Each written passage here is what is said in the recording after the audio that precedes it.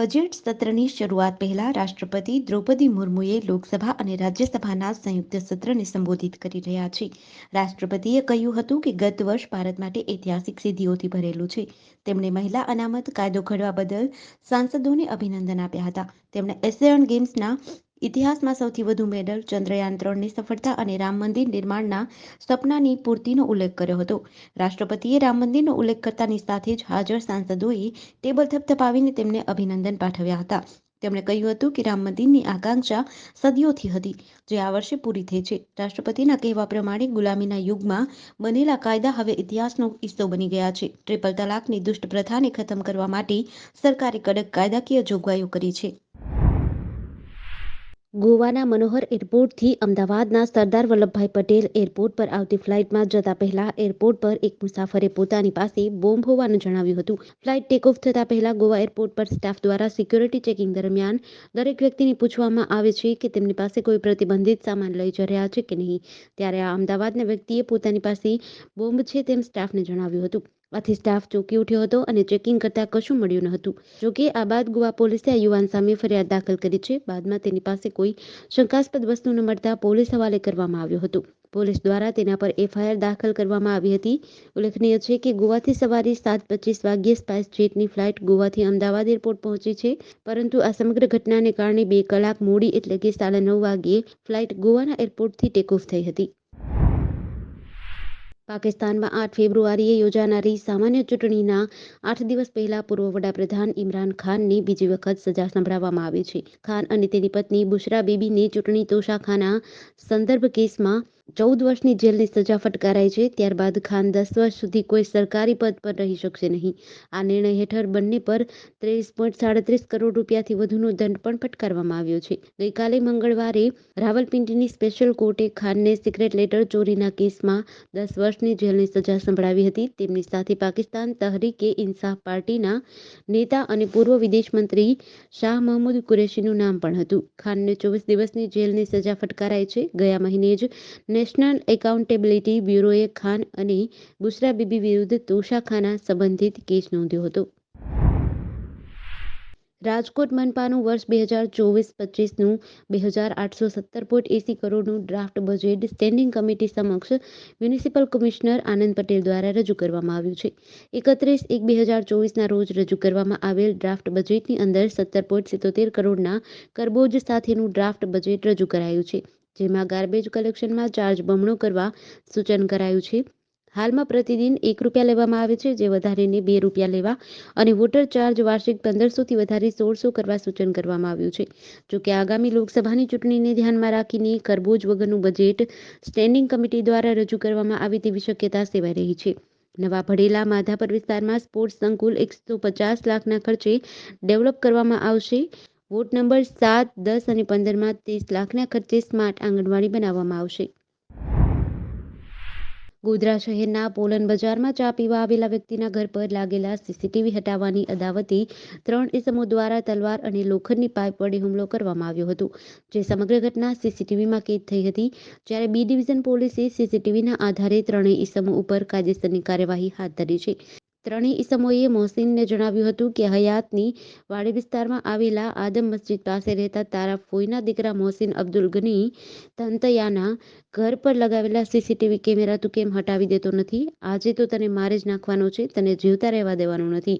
બાદમાં અપશબ્દો બોલીને સરફરાજ અહેમદ હુસેન ગાજીએ તેના હાથમાં રહેલી તલવાર મોહસીનના માથાના ભાગમાં મારવા જતા મોહસીને પોતાનો હાથ ઉગામી દેતા હાથમાં તલવાર વાગી હતી. મદ્રાસ હાઈકોર્ટે તમિલનાડુ સરકારને મંદિરોમાં બોર્ડ લગાવવાનો આદેશ આપ્યો હતો, જેમાં કહેવામાં આવ્યું હતું કે બિન-હિન્દુઓને મંદિરમાં પ્રવેશની મંજૂરી નથી. કોર્ટે કહ્યું કે મંદિર એ પિકનિક સ્પોટ નથી જ્યાં કોઈ પણ જઈ શકે અને હિન્દુઓને તેમના ધર્મને માનવા અને તેનું પાલન કરવાનો મૂળભૂત અધિકાર છે. હાઈકોર્ટની મદુરાઈ બેન્ચના જસ્ટિસ એસ શ્રીમાથી ડી સેન્થિલકુમારની અરજી પર સુનાવણી કરતા આ નિર્ણય આપ્યો હતો. સેન્થિલકુમાર પલાની હિલ ટેમ્પલ ડિવોટીઝ ઓર્ગેનાઇઝેશનના સંયોજક છે. અરજદાર સેન્થિલકુમારની માગણી હતી કે અરુલમિગુ પલાની ધનાદયુ થપાની સ્વામી મંદિર અને અન્ય મંદિરોમાં માત્ર હિન્દુઓને જ જવાની મંજૂરી આપવી જોઈએ. આ સંદર્ભે તમામ પ્રવેશદ્વારો પર ડિસ્પ્લે બોર્ડ લગાવવામાં આવે તેવું પણ ઈચ્છતા હતા. અરજી સ્વીકારીને કોર્ટે રાજ્ય સરકારને મંદિરોના પ્રવેશદ્વારની નજીક, ધ્વજ પાસે અને મંદિરમાં અગ્રણી સ્થાનો પર બિન હિન્દુઓને મંદિરની અંદર મંજૂરી નથી એવા બોર્ડ લગાવવા આદેશ આપ્યો હતો. રાજ્યમાં 50 જેટલા આઈએએસ અધિકારીઓની બદલીનો હુકમ ગત રાત્રે જાહેર કરવામાં આવ્યો હતો, જેમાં રાજ્યના અલગ અલગ જિલ્લાઓમાં કાર્યરત કલેક્ટરની બદલી થઈ છે. નવસારી જિલ્લાના કલેક્ટર અમિત પ્રકાશ યાદવની પણ બદલી થઈ છે. તેઓ હવે ખેડા જિલ્લાના કલેક્ટર તરીકે ચાર્જ સંભાળશે, જ્યારે નવસારી જિલ્લાના પાડોશી એવા વલસાડના કલેક્ટર ક્ષિપ્રા અગ્રે નવસારી જિલ્લાના કલેક્ટર તરીકે પદ ગ્રહણ કરશે. ગુજરાત પ્રદેશ ભાજપ પ્રમુખ સી.આર. પાટીલ નવસારીના સાંસદ હોવાથી સમગ્ર રાજ્યમાં નવસારીનું મહત્વ વધી જાય છે. છેલ્લા થોડા વર્ષોમાં નવસારી જિલ્લાએ વહીવટી ક્ષેત્રે રાજ્યમાં ધ્યાન આકર્ષિત કર્યું છે. નવસારીના કલેક્ટર અમિત પ્રકાશ યાદવની ઉપલબ્ધિઓની વાત કરવામાં આવે તો તેમણે વાસી ખાતે ટેક્સટાઇલ પાર્ક પ્રોજેક્ટમાં જમીન સંપાદન કરવામાં મહત્વપૂર્ણ કામગીરી પૂર્ણ કરી હતી.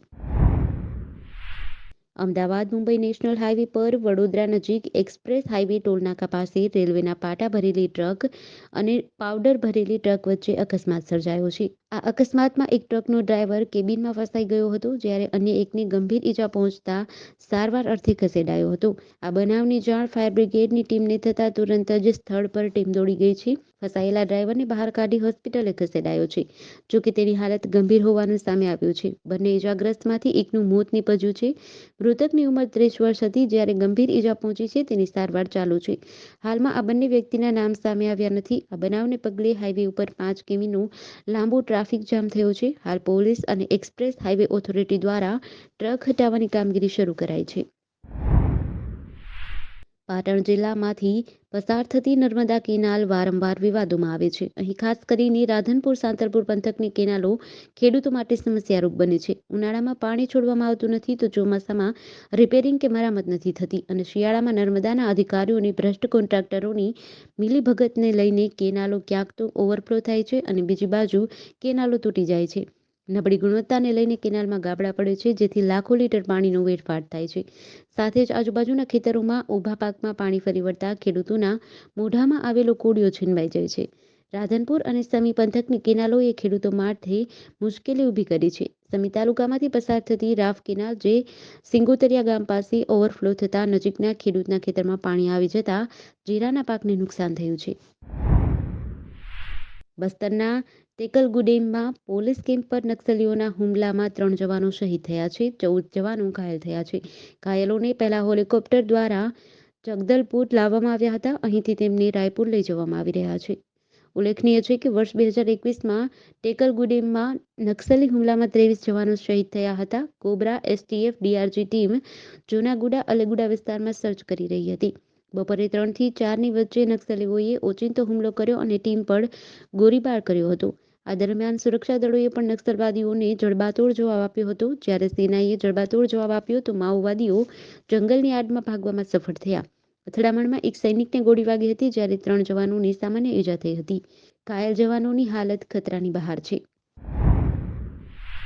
માળિયા પોલીસ મથક દ્વારા વર્ષ 2022-23માં પ્રોહિબિશનના કુલ 27 ગુનામાં ઝડપી લેવામાં આવેલા ઇંગ્લિશ દારૂના જથ્થાનો નાશ કરવામાં આવ્યો હતો. માળિયા પોલીસ દ્વારા 27 પ્રોહિબિશનના ગુનામાં જપ્ત કરવામાં આવેલા ઇંગ્લિશ દારૂ અને બિયરની કુલ બોટલ નંગ 49,937, જેની કિંમત ₹1.6 કરોડનો જથ્થો માળિયા કોર્ટના હુકમ મુજબ માળિયાના ઝખરિયા જવાના રસ્તે આવેલા પડતર ખરાબાવાળી જમીનમાં નાશ કરવામાં આવ્યો હતો. Sub divisional magistrate Sandeep Kumar Verma તેમજ ઇન્ચાર્જ ડીવાયએસપી કે.એ. વાડા, સર્કલ પોલીસ ઇન્સ્પેક્ટર એને વસાવા તેમજ સુપ્રિન્ટેન્ડન્ટ નશાબંધી અને આબકારી અધિકારી એચ.જે. ગોહિલની હાજરીમાં 1 કરોડથી વધુના દારૂના જથ્થાનો નાશ કરવામાં આવ્યો હતો. જૂનાગઢ સી ડિવિઝન પોલીસ વિસ્તારમાં આવેલા બાલાજી પાર્ટી પ્લોટમાંથી કિંમતી સોનાના દાગીનાની ચોરી થઈ હતી.